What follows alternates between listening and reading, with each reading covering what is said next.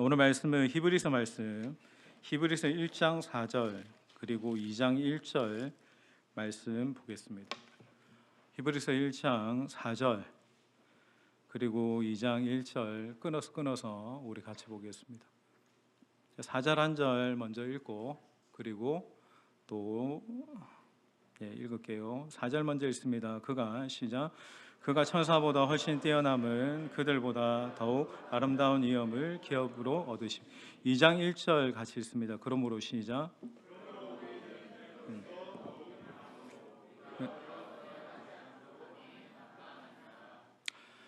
우리 자분들에게 한번 인사하겠습니다. 잘 오셨습니다. 성령 충만하십시오. 우리 한번 인사하겠습니다.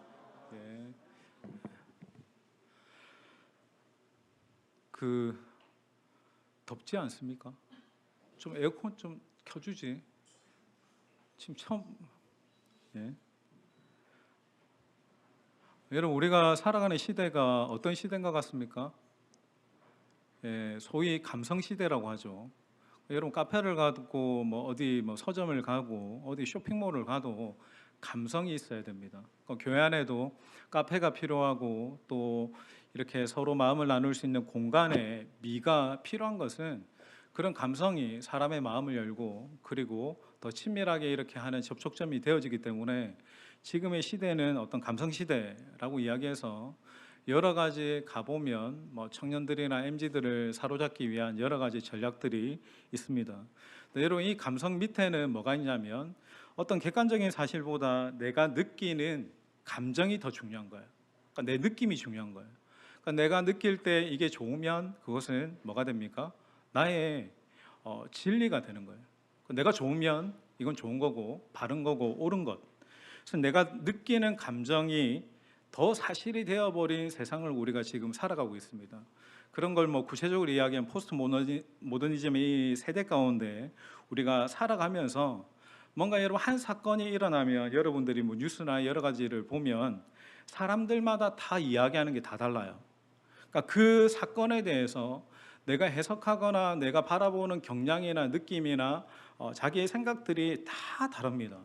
그래서 여러분, 뭐가 이게 절대적인 진리인가에 대해서 굉장히 애매하고 모호해진 시대가 여러분 지금의 시대예요. 여러분, 우리가 이 세상 가운데 살아갈 때 절대로 속지 말아야 될 게 있습니다. 그게 뭐냐면 하나님은 하나의 세상을 창조하셨어요. 그리고 하나의 진리를 우리에게 주셨습니다. 여러분, 그게 뭡니까? 하나님의 말씀이죠. 그러니까 여러분, 100명이 다 모여가지고 서로 다른 사실이 존재하는 것에 대해서 말하는 것이 아니라 100명이 모이든 10,000명이 모이든 모두가 다 하나 공통적으로 인식할 수 있는 하나의 객관적인 존재, 객관적인 하나의 사실을 하나님이 이 세상을 만드실 때 만드신 거예요. 그게 여러분 하나님의 말씀입니다. 여러분, 시대가 변해도 세대가 변해도 사람들이 변해도 절대로 변하지 않는 절대적인 진리는 여러분 하나님의 말씀입니다. 그러니까 말씀이 내 안에 분명하게 가치로 자리 잡아야만 시대에 흘러가는 조류 속에서 내가 헷갈리거나 방황하거나 휩쓸려 가지 않을 수 있다는 거예요. 동성애를 여러분 제가 실례를 한번 들어볼게요. 성경에는 동성애를 뭐라고 이야기합니까? 남색을 죄라고 이야기하죠. 죄라고 하는데 요즘 포스트 모더니즘 사회에서는 동성애를 죄라고 말하며 당신 차별하는 거 아니야 라고 이야기하죠. 동성애를 하든 수관을 하든 여러 가지를 하든 그것은 성적인 어떤 지향이지 이게 죄라고 이야기하는 것은 저 사람이 자기의 가치를 가지고 저 사람을 차별하는 것. 이게 우리가 살아가다 보면 무엇이 바른 건지 옳은 건지에 대해서 자꾸만 헷갈리기 시작하는 거예요. 여러분, 성경은 이걸 뭐라고 이야기하는지 아십니까? 미혹이라고 이야기합니다. 그러니까 무엇이 진짜인지 가짜인지 하나님의 말씀인지 옳은지 아닌지를 구분할 수 없게 만드는 것이 미혹이에요. 여러분, 디모데전후서 말씀을 보면 마지막 때가 가면 갈수록 이런 미혹과 유혹들이 엄청나게 많이 일어날 것이다 라고 이야기했어요. 보세요, 이 히브리서 말씀은 굉장히 큰 핍박을 당할 때 초대교회 성도들이 이렇게 초대교회 성도들 믿음에서 이탈하는 자들을 위해서 권면하기 위해서 주신 말씀이지만 여러분, 환난이나 핍박이 오면 어떻습니까? 성도들이 믿음으로 싸우죠. 그 환난과 핍박 속에서 막 기도하고 하늘 문을 열고 믿음으로 절대적인 어떤 영적 전쟁을 하면서 싸우지만 더 무서운 게 있습니다. 스물스물 보이지 않게 들어와서 우리의 믿음을 흔드는 거예요. 그러니까 우리의 사고와 생각과 내 삶의 패턴을 조금씩 균열을 일으켜서 흔드는 겁니다. 미혹입니다. 그럼 여러분, 미혹은 무엇으로 싸워야 됩니까? 세상에 여러 가지 어떤 보이지 않는 이게 옳은지 아닌지에 대한 모호한 어떤 미혹들에 대해서는 뭘로 싸워야 됩니까? 분별로 싸워야 됩니다. 이게 바른지 아닌지를 분별해내야 되는 거예요. 그러니까 여러분, 하나님의 백성은 이게 거룩한지 아닌지, 이게 세상적인지 아니면 하나님 나라에 속한 것인지 그것을 분별하는 분별력을 반드시 키워야 됩니다. 아니면 동화됩니다. 우리가 사사기 말씀을 새벽마다 보면서 어떻습니까? 그렇게 하나님의 기적과 이적을 경험하고도 이 백성들이 가나안의 문화 너무 좋거든요. 가나안의 문화와 그들의 어떤 가치관에 바알을 숭배하는 우상에 쉽게 동화되죠. 처음에는 그렇지 않았을 거예요. 그런데 같이 농경 사회를 하고 같이 공존하면서 살아가다 보니까 자기도 알게 모르게 동화되어 갑니다. 하나님도 좋고 바알도 좋고 이렇게 되어져 버리는 거예요. 그러니까 여러분, 이 시대에 어떤 분별이 있어서 미혹은 무엇으로? 분별로 싸워야 되는데, 그러면 여러분, 분별은 어디에서 옵니까? 분별은 말씀에서 오는데 그냥 말씀이 아니고 말씀이 내 안에 깊이 있게 뿌리를 내릴 때 분별이 생기는 거예요. 그러니까 여러분, 우리가 성경 말씀이 있어도 그 성경 말씀이 내 안에 뿌리 깊이 내려서 그게 내 생각이 되고 내 관념이 되고 내 가치가 되어져야만 뭐가 생긴다? 분별력이 생기는 거예요. 여러분, 우리가 수많은 말씀을 듣지만 여러분, 듣는 것으로 여러분 믿음이 생깁니까? 저는 목회를 해보니까 듣는 것으로 절대 믿음이 생기지 않습니다. 듣고 행하는 자가 되어야 됩니다. 그러니까 듣고 내가 말씀대로 따라 살아 순종해야 그 말씀을 이루시는 하나님의 역사를 볼 때 그때 뭐가 생기냐면 믿음이 생기고 분별이 생기는 거예요. 이게 바른 것이야, 이게 옳지 않은 것이야 라는 분별이 생기는 거예요. 근데 여러분, 지금은 그것을 분별하기가 굉장히 어려운 시대죠. 왜냐하면 자기가 내가 좋으면, 내가 좋게 느끼면 그게 다 당연하다라고 이렇게 여기는 시대예요. 내가 바알을 섬기든 아세라를 섬기든 내가 좋고 그게 내게 유익이 되면 그것은 내게 진리가 되는 시대입니다. 그걸 여러분 고상한 단어로 뭐라고 이야기하죠? 인본주의라고 얘기하죠. 그러니까 내 욕구를 채워주는 하나님인 거예요. 그 말씀을 들어도 신앙생활을 해도 내 필요에 대해서 채워주는 것, 내 절대적인 기준이 내 욕심과 내 야망과 내 성공과 내 모든 내 기준이 되어질 때 그것을 인본주의라고 이야기하는 겁니다. 그럼 여러분, 우리 안에 진정한 분별과 진정한 발음과 진정한 자유를 주는 것은 뭡니까? 우리 요한복음 8장 32절 말씀 우리 앞에 띄워주세요. 같이 읽겠습니다. 시작. 우리 한 번 더 크게 읽겠습니다. 시작. 여러분, 우리에게 무엇이 분별을 줍니까? 무엇이 진정한 자유를 줍니까? 오직 진리 하나님의 말씀입니다. 말씀이 여러분 안에 분별을 주고 자유를 주기를 주님의 이름으로 축원합니다. 그러니까 여러분, 내가 말씀을 깊이 있게 뿌리 내리고 매일매일 하나님의 말씀을 가까이 하고 묵상을 할 때 그 묵상과 그 말씀이 내 안에 뿌리 내린 말씀이 시대를 분별할 수 있는 분별력을 키우는 거예요. 그러니까 내가 말씀을 알고 매일매일마다 주시는 분별력 있는 말씀이 있어야 세상의 어떤 풍조에 휩쓸리지 않고 내가 날마다 승리할 수 있는 삶을 살아가게 되는 거예요. 자, 우리 1장 4절 히브리서 말씀 오늘 읽었던 본문 4절 같이 읽겠습니다. 그가 천사보다 시작.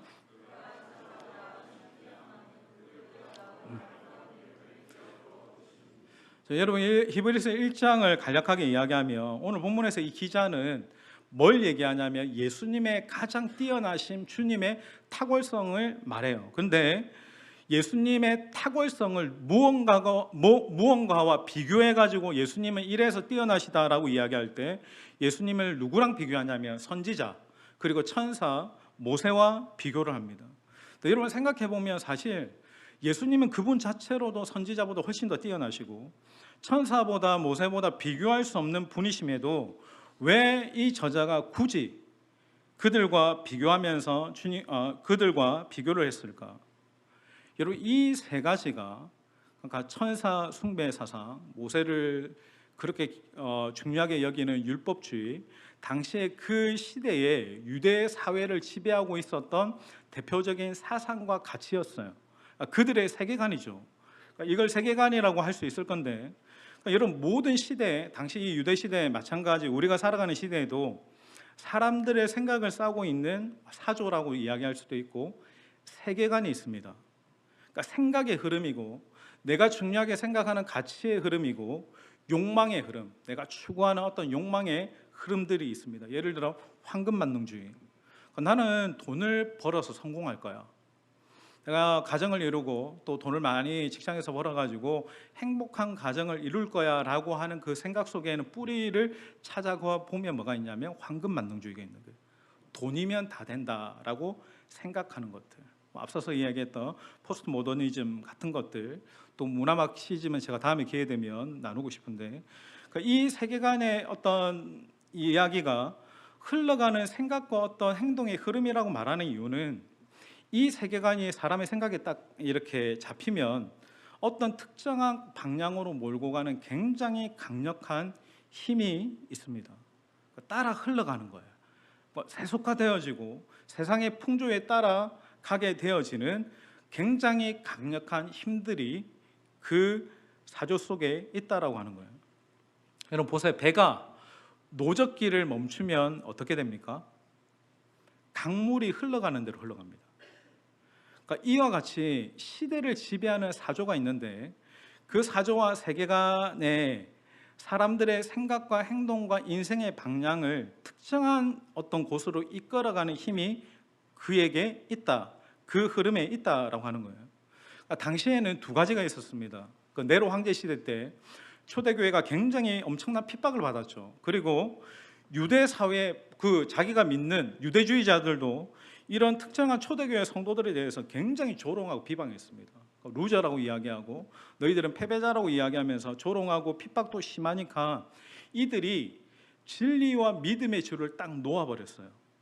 그랬더니 여러분 어떻게 되냐면 또 내려가 버리는 거예요. 구원을 등한시 여기고, 내가 예수를 믿고 구원받았다라고 이야기하면서도 핍박이 오고 여러 가지 세속화가 되어지니까 그들이 믿음의 줄을 놓아버리고 구원에서 떠나는 자들도 있었다라고 하는 겁니다. 여기에 여러분 중요한 이 시대에 우리가 붙들어야 될 진리가 있습니다. 진리를 향한 노젓기를 멈추면 우리는 휩쓸려 갑니다. 여러분, 내가 끝까지 하나님의 말씀을 붙들고 있지 않으면 그대로 있는 게 아니고 휩쓸려 갑니다. 세속화되어지는 거예요. 세상의 그 기조에, 가치관에 흘러가는 거예요. 제가 몇 주 전에도 이야기했지만 서울의 큰 3.1교회 청년부 수련회를 했어요. 우리도 이제 몇 주 후에 하는데, 그 청년부 담당 목사님이 이런저런 이제 예화를 설교를 하다가 그 자기가 이렇게 훈련시키는 리더 중에 2명이 이제 혼전 임신을 한 거예요. 그러니까 여러분 둘이가 뭐 어쩌다가 이렇게 이제 마음이 맞아가 눈이 맞아가지고 그렇게 된 거예요. 여러분 만약에 여러분 교회 안에서 청년부 안에서 이런 일이 일어나면 제가 담당 이제 청년부 목사니까 어떻게 됩니까? 가르쳐 주세요. 어떻게 해야 됩니까? 에? 그게 가장 최선의 방법이죠, 어떻게 보면. 근데 그 청년부 담당 목사가 낙태라고 얘기했어요. 근데 그게 전혀 꺼리낌 없이 수련회 설교 중에 이야기한 거예요. 그러니까 여러분, 이게 여러분 자꾸 또 헷갈리죠. 낙태가 맞는가? 라고 헷갈릴 수 있습니다. 근데 여러분 이게 어디에서 흐름이 잘못됐죠? 여러분 서울 경기는 혼전 순결이 다 깨졌어요. 자기가 네가 편하고 싶어 하고 싶으면 그냥 남녀끼리 만나가지고 모텔 가도 되고 즐길 거 다 즐겨도 돼 라고 하는데 애가 생기기 시작하고 여러 가지가 생기기 시작하니까 이거에 대한 어떤 낙태가 성립되어지는 거죠. 근데 여러분 고린도전서 말씀에 뭐라고 이야기합니까? 사람이 몸 안에 음행은 몸 안에 짓는 죄라고 얘기했어요. 만약에 여러분들이 하나님의 언약과 율법 안에 내가 결혼이라는 어떤 하나님의 언약이 아닌 다른 데서 음행의 죄로 내가 사람의 몸 안에 죄를 범하면 그래서 여러분 평생 갑니다. 제가 예전에 디테스 하면서 한 청년이 이제 하나님을 경험하고 이렇게 내적 치유를 하면서 그 10년 전에 이제 그 남자친구와 이렇게 그렇게 이제 죄를 지었던 그 잔상이 그 죄책감이 떠나질 않는 거예요. 항상 신앙생활을 해도 하나님은 나를 사랑하시지 않는가 봐. 항상 내가 더 열심히 해야 될 것 같고 그런데도 이렇게 채워지지 않는 그 마음의 뿌리를 찾아가 보니까 그런 음행의 죄의 뿌리가 있는 거예요. 그 여러분 음행은 죄라고 얘기했고 심지어는 여러분 말씀에 주님 뭐라고 말씀하십니까? 음욕을 품는 것도 회개하라고 얘기했어요. 또 여러분 시대의 사조는 어떻습니까? 이 시대의 사조는 네가 원하는 대로 합의되면 즐겨도 된다. 그게 이 시대의 진리인 것처럼 말을 하는 거예요. 중고등학교 애들 그죠? 부모님이 어떻게 성교육합니까? 애들 어디 가서 그렇게 이제 임신을 하는 거는 그렇게 하면 안 되니까 애들 콘돔은 꼭 챙겨주라고. 이게 여러분 성교육의 가장 기본적인 매뉴얼에 나와요. 그러니까 여러분 우리가 넉넉고 있으면 어떻게 됩니까? 떠내려가는 거예요. 여러분 보세요. 믿음의 줄을 내가 딱 놓으면 그게 여러분 그대로 있는 게 아닙니다. 떠내려갑니다. 내가 말씀의 줄을 딱 붙들고 있다가 줄을 놓으면 떠내려갑니다. 내가 기도의 줄을 딱 잘 하고 있다가 기도의 줄을 놓치면 떠내려갑니다. 내가 뭐 저기로 가야지 의식적으로 노력하지 않아도 이 시대는 그냥 떠내려갑니다. 왜? 이 시대의 기조가 급속도로 흘러가고 있기 때문에 그래요. 엄청나게 빠릅니다, 여러분. 여러분 저번 주에 여러분 집중호우 막 산청에 이렇게 막 지역에 비가 왔을 때 제가 뉴스 보니까 집이 떠내려가더라고. 어떻게 집이 떠내려가지라고 생각하죠? 차가 떠내려가더라고. 어떻게 여러분 집이 떠내려가고 차가 떠내려갑니까? 예, 물살이 어마어마하게 세니까 그런 거예요. 집도 차도 사람도 떠내려갑니다. 왜? 물길이 세니까. 이런 세상적인 지금 시조에 그 세계관의 물결이 여러분 눈에는 그렇게 막 이렇게 명확하게 보이지 않아도 엄청나게 흘러가고 있는 중입니다. 물살이 거침없이 빨리 흘러가는 거예요. 그 엄청나게 빠른 세상의 어떤 문화적인 어떤 물결들이 거세게 흐르고 있는 거예요.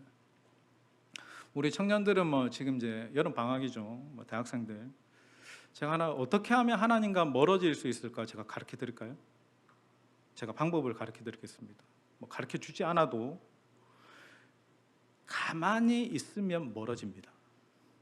애써 내가 하나님을 부인하고 나는 하나님 안 믿을 거야, 교회 안 나갈 거야 말하지 않아도 가만히 있으면 멀어집니다. 왜냐하면 여러분 우리의 인생은 호수가 아니라 거친 강물 위에 있어요.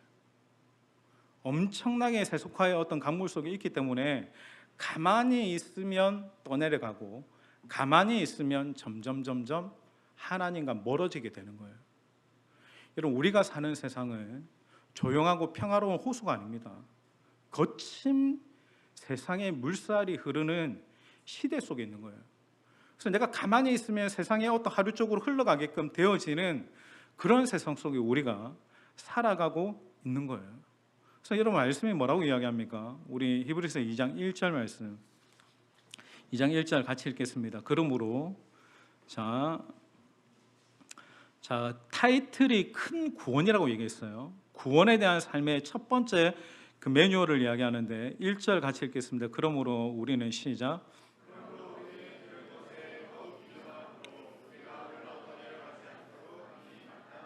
첫 번째 챕터가 뭐냐면 떠내려가지 않도록 유의하라는 거예요.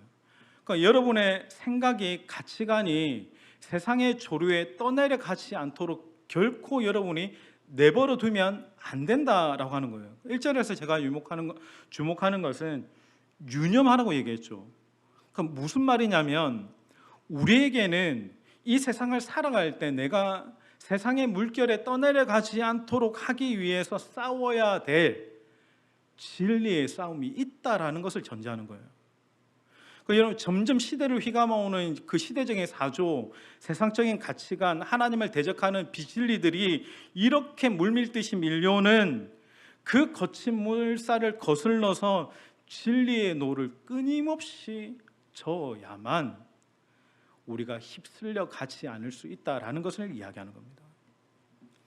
여러분, 우리의 부르심은, 우리가 하나님의 백성이고 우리가 하나님의 말씀 안에서 살아가는 우리의 부르심은 내 일상을 잘 사는 게 아니에요. 여러분, 잘 먹고 잘 살고, 이게 여러분 하나님의 백성으로서의 부르심이 아닙니다.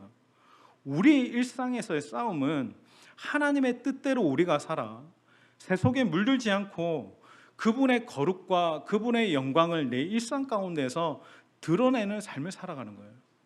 내가 하나님의 말씀대로 살고 하나님의 거룩을 닮아 살아 내가 살아가는 삶의 영역 안에서 하나님의 영광을 투영해내는 부르심이 있는 거예요.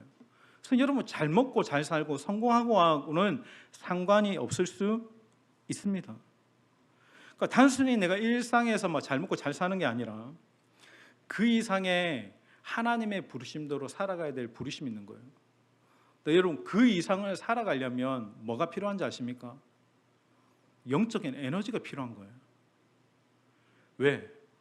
거친 물살이 물밀듯이 밀려오는 세상이니까. 여러분, 직장생활 나가보고 여러분들이 사업을 하시고 세상에 나가보면 진짜 거친 세속화의 물결과 가치관의 물결이 흘러갑니다. 예수 안 믿는 사람들과 말을 섞다 보면 내가 헷갈린다니까. 그래, 내가 헷갈리다 보면 나중에는 뭐라고 하면 내가 예수 믿는 사람이라고 얘기도 잘 안 해.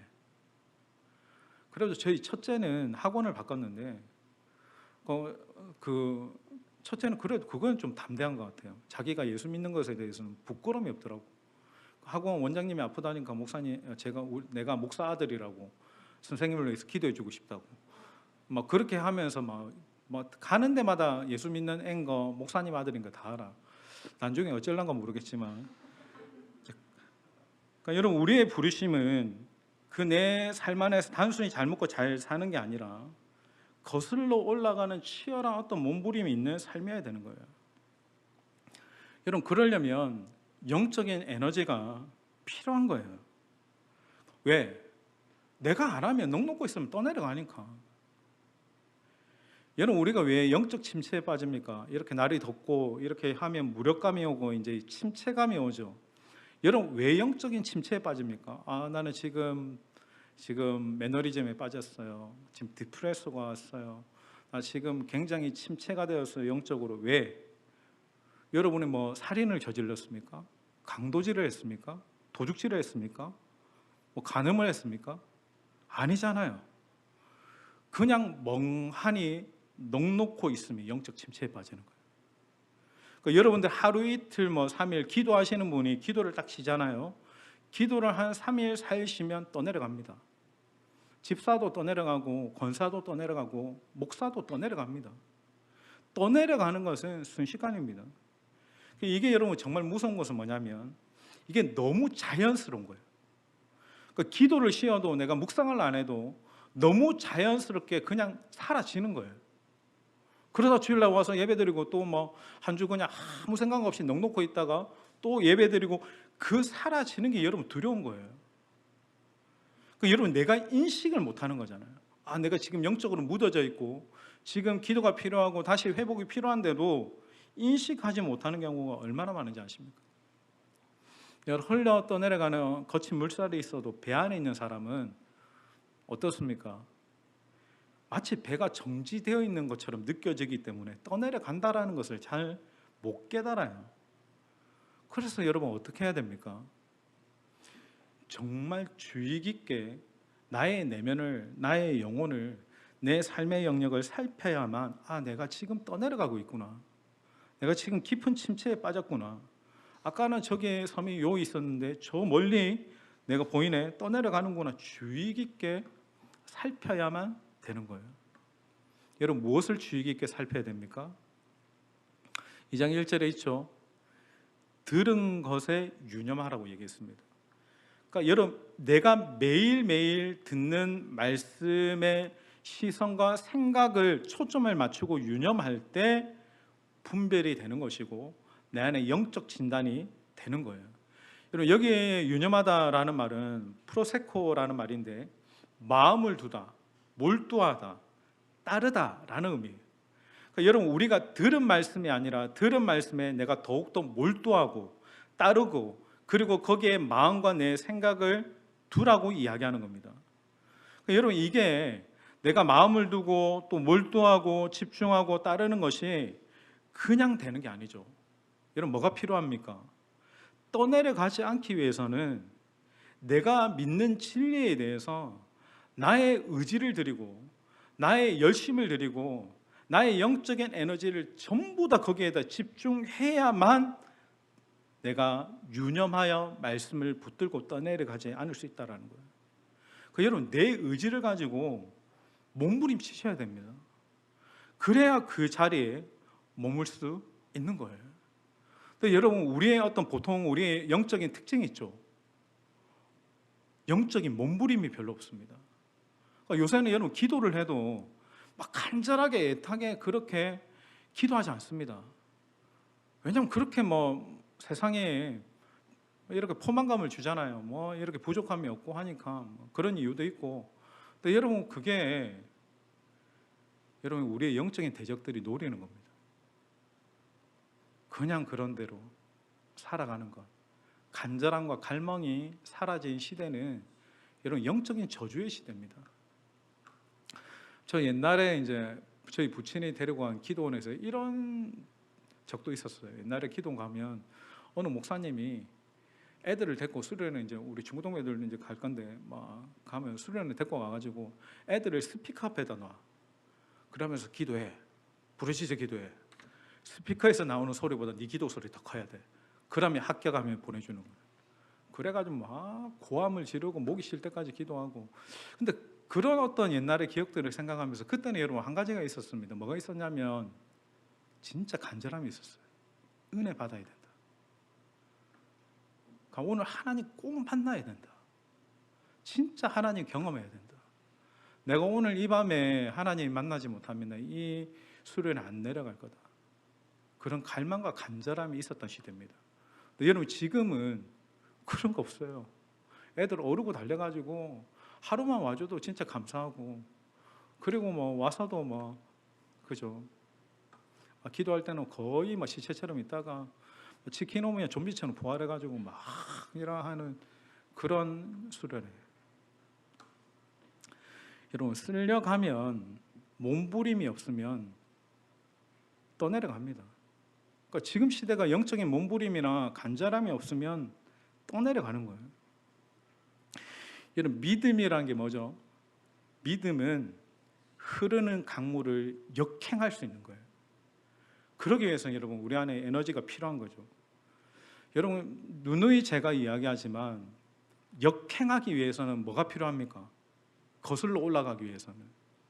제가 몇 주 전에도 저번 주인가 목사님 네트워크 모임이 있어서 이제 베네골에 계곡에 갔다가 비가 엄청나게 많이 왔잖아요. 그 뚝이 이제 뚝 위로 이렇게 물이 흘러내려가지고 제가 그 뚝을 가로질러 가다가 그 뚝에서 이제 떨어진 거예요.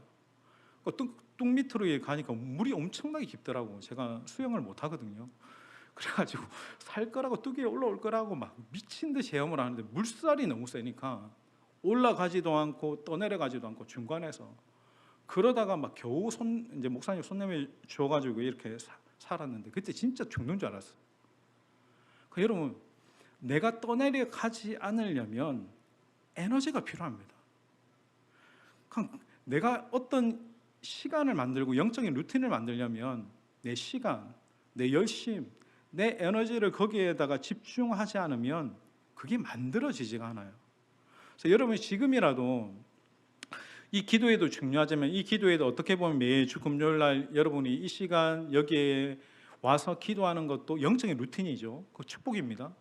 그리고 여러분들이 매일매일마다 살아가는 그 삶에 거룩한 루틴을 만들어야 됩니다. 계속 내 마음과 생각에 하나님의 마음을 둘 수 있도록. 여러분도 아시잖아요. 주일날 한번 예배드리는 것으로 여러분의 마음과 생각과 신앙의 중심을 절대로 지킬 수 없다는 것. 왜? 그것보다 세상의 흐름이 너무 거세기 때문에 견디기 쉽지 않은 거예요. 그래서 계속하게 하는 어떤 영적인 루틴이 필요한 거예요. 우리 다니엘 6장 10절 말씀 같이 찾아봅니다. 자, 이거 읽고 기도하겠습니다. 다니엘 6장 10절. 우리 같이 읽겠습니다. 다니엘이 시작. 돌아가서는 윗방에 올라가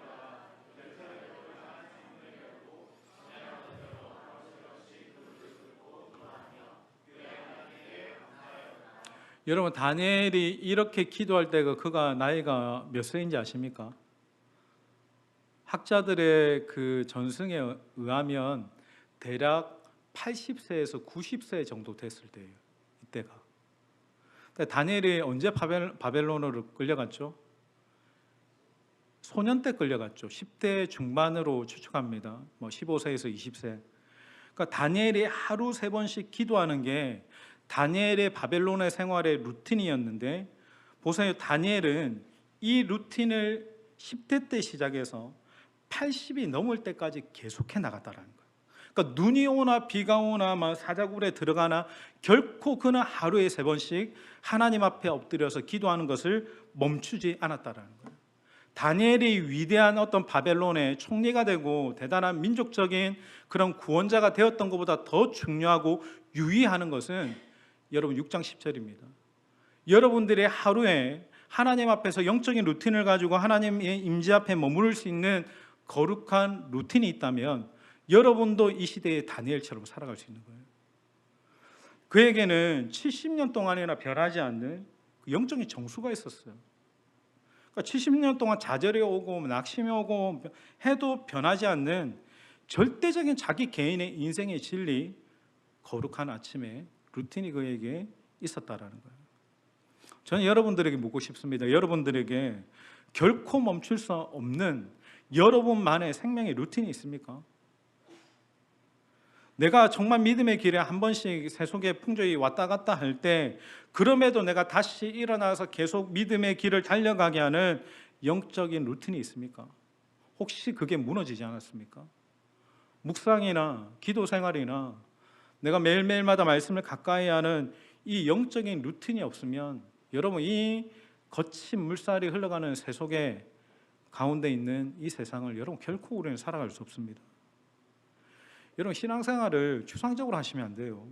구체성을 가지고 하셔야 돼요. 매일 기도의 시간을 정하셔야 되고, 성경 읽기표에 따라 성경을 매일매일 읽든지 매일매일 묵상을 하든지 구체적인 루틴을 여러분은 만드셔야 됩니다. 청년들이 묻죠. 목사님, 묵상하면 뭐가 달라집니까? 그런데 아무것도 안 하면 달라지는 게 아무것도 없지만 뭐라도 하면 뭐라도 하는 그것이 변화를 줍니다. 내 안에 뭔가 새로운 어떤 믿음의 어떤 물, 또 확신의 물, 하나님을 향한 갈망의 물을 계속 일으키는 거예요. 떠내려가지만 않아도 우리는 살 수 있어요.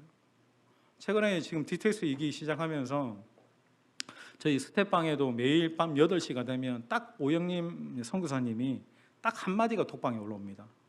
우리 함께 기도해요.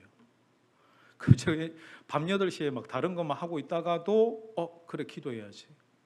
그러니까 기도하게 되는데, 근데 그렇게 제가 보통 이제 집에 가서는 조금 내려놓는 편인데 기도하게 되는 것이 되게 굉장히 유익이 되더라고요.